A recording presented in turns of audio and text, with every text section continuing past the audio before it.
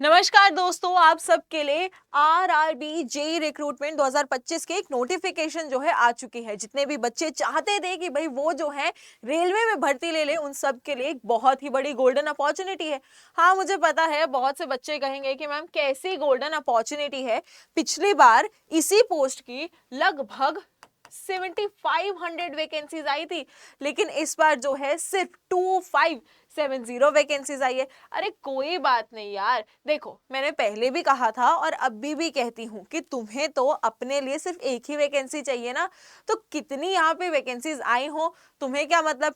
अपने लिए तो एक ही सीट चाहिए, तो बस उसी सीट पे ध्यान दो, अच्छे से मेहनत करो, पढ़ाई करो और ले लो। अगर हम बात करते हैं तो ये जो एग्जाम है कौन कंडक्ट करवा रहा है, रेलवे रिक्रूटमेंट बोर्ड जो है वो कंडक्ट करवा रहा है। वहीं अगर मैं बात करती हूँ तो यहाँ पे बहुत सी पोस्ट भी आई है, जैसे कि जूनियर इंजीनियर की, केमिकल सुपरवाइजर की। वहीं अगर हम बात करते हैं तो डिपोर्ट मटेरियल सुपरिटेंडेंट की पोस्ट जो है हमें देखने को मिलती है। इसके साथ साथ कितनी पोस्ट है वो तो देखो पता ही है, 2570 पोस्ट है। अगर हम बात करते हैं तो ये क्या है, ऑनलाइन आपको एप्लीकेशंस में फिल करना होगा। जॉब जो है पूरे इंडिया में कहीं पे भी लग सकती है। वहीं अगर हम बात करें कि इसका सिलेक्शन प्रोसेस क्या रहता है, तो देखिए पहले आपका फर्स्ट स्टेज ऑफ सीबीटी होगा, ठीक है, यानी कंप्यूटर बेस्ड टेस्ट। सेकंड फिर आपका सीबीटी होगा, यानी सेकंड पे क्या होगा, कंप्यूटर बेस्ड टेस्ट। वहीं अगर हम बात करते हैं थर्ड होगी डॉक्यूमेंट वेरिफिकेशन, और फोर्थ यहाँ पे क्या होगा, मेडिकल एग्जामिनेशन। अगर आप ये चारों ही स्टेज क्या कर लेते हैं, क्लियर कर लेते हैं, तो भाई आपका सपना रेलवे में जाने का पूरा हो जाएगा। सैलरी कितनी रहेगी, that is going to be 35,400, जो आपका 6 लेवल का पे स्केल है उसके अकॉर्डिंग। वहीं कुछ भी और आपको डिटेल चाहिए तो ये रही आपकी क्या ऑफिशियल वेबसाइट, इसको क्लिक करके आप कोई और डिटेल जो है वो भी यहाँ पे देख सकते हैं। अब देखिए यहाँ पे जो पोस्ट आई है सबसे पहले कौन सी है भाई, जूनियर इंजीनियर की है ना। जूनियर इंजीनियर की कितनी वैकेंसीज है, 2312। वहीं केमिकल सुपरवाइजर की कितनी है, 63। वहीं अगर हम बात करते हैं डिपोर्ट मटेरियल सुपरिटेंडेंट की कितनी है, दैट इज 195। इन टोटल कितनी हो गई, 2570। देखिए ये सारे आपके यहाँ पे पोस्ट के बारे में जो है डिटेल में बताया गया है, ठीक है, कि क्या क्या अप्रोक्सीमेट वैकेंसीज रहेंगी, किस किस डिपार्टमेंट से रहेंगी, सो दैट आपको ना क्लैरिटी मिल जाए कि यार मैं जो पोस्ट के लिए फिल कर रहा हूँ क्या वो सही है कि नहीं। देखो अभी एज सच यहाँ पे डिटेल नोटिफिकेशन नहीं आई है, ठीक है, एप्लीकेशन फॉर्म फिल करने की लास्ट डेट फर्स्ट डेट कुछ भी नहीं आया है, बट हाँ एक बेसिक नोटिफिकेशन जो है वो 18 सितंबर को जारी कर दी गई थी, जिससे बच्चे जो हैं मेंटली प्रिपेयर हो जाए कि हाँ यार पेपर आने वाला है। अगर हम थोड़ा सा ब्रेक पे थे, पढ़ाई नहीं कर रहे थे, तो वापस से हमें क्या करना है, पढ़ाई करना शुरू करना है। एप्लीकेशन फीस आप देख लेते हैं। अगर हम बात करते हैं अनरिजर्व्ड की, तो अनरिजर्व्ड की कितनी है, 500 है। वहीं हम बात करते हैं एससी एसटी माइनॉरिटीज ईडब्ल्यूएस की, तो वो कितनी है, 250 है। उसके अलावा एक्स सर्विसमैन, पीडब्ल्यूबीडीएस, फीमेल एंड ट्रांसजेंडर की यहाँ पे कितनी है, 250, यानी एप्लीकेशन फॉर्म फीस जो है वो भी है।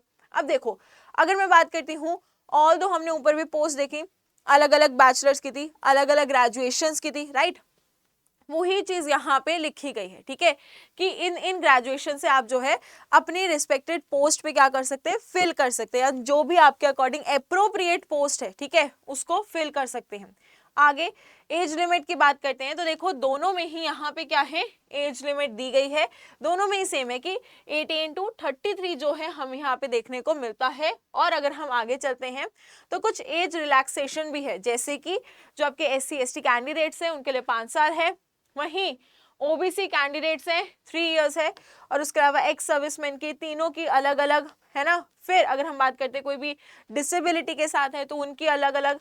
फिर कोई कैंडिडेट जो है कहाँ से है, डोमिसाइल्ड है जम्मू कश्मीर के, उनके लिए, राइट। तो यहाँ पे हर तरीके की एज रिलैक्सेशन जो है डिटेल में बताई हुई है। अब सिलेक्शन प्रोसेस क्या रहता है, देखो मैंने पहले भी कहा था 4 स्टेज है, CBT 1, CBT 2, document verification and medical examination. लेकिन अगर हम बात करते हैं तो इसमें क्वेश्चंस कितने आते हैं, टाइम कितना होता है, तो ध्यान से देखिए। नेगेटिव मार्किंग आपकी 1/3 की रहती है, यानी अगर आपने गलत आंसर दिया तो 1/3 मार्क्स जो है कट जाएंगे। उसके साथ CBT 1 जो है 90 मिनट का होता है, CBT 2 जो है 120 मिनट का होता है। CBT 1 में 100 क्वेश्चन होते हैं, CBT 2 में 150 क्वेश्चन होते हैं, ठीक है, और ये सारे ही आपके मल्टीपल चॉइस क्वेश्चन होते हैं, यानी MCQ फॉर्म होते हैं। CBT 1 में मैथमेटिक्स होती है, रीजनिंग होती है, जनरल अवेयरनेस, जनरल साइंस होती है, जिनके क्वेश्चंस 30, 25, 15, 30 देखने को मिलते हैं, in total 100 questions and 100 marks के, बिकॉज यहाँ पे per question is equal to 1 marks. चलिए, ड्यूरेशन 90 मिनट्स। CBT 2 में क्या है, general awareness, physics, chemistry, basics of computer application, environment, technical abilities, जिसमें 15-15, 10-10 क्वेश्चंस आते हैं और टेक्निकल एबिलिटी के 100 क्वेश्चन आते हैं। टोटल कितने होंगे, 150 क्वेश्चंस। कितने मार्क्स के, 150 मार्क्स के। कितने टाइम में करने होते हैं, 120 मिनट्स में करने होते हैं।